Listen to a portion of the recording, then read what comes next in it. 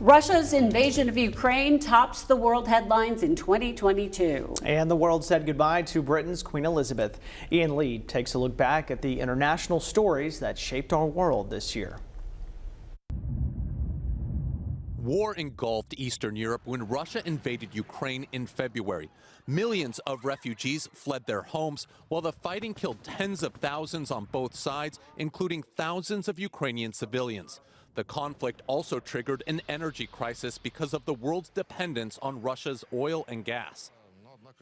Russia released American basketball star Brittany Griner in a high-stakes prisoner swap with the U.S. She was serving 9 years for bringing cannabis oil into the country, but the White House released Russian arms dealer Viktor Bout from a U.S. prison in exchange for her freedom. A U.S. drone strike in Afghanistan killed al-Qaeda leader Ayman al-Zawahiri, who had taken over after the killing of Osama bin Laden. Justice has been delivered. North Korean leader Kim Jong-un vowed to build the world's most powerful nuclear force as the country tested an unprecedented number of missiles, heightening tensions on the Korean peninsula. Japan's former Prime Minister Shinzo Abe was assassinated during a political speech. Police arrested the suspected shooter on the spot, who used a homemade gun in the killing. The Beijing Olympics went ahead, but with all the masks and COVID testing, it was far from the usual Winter Games. Later in the year, China lifted its most severe restrictions after its zero-COVID strategy led to landmark protests in major cities. With tensions rising in the Holy Land, 2022 proved to be one of the deadliest years for Palestinians in the West Bank. Around 150 Palestinians were killed, along with more than 24 Israelis.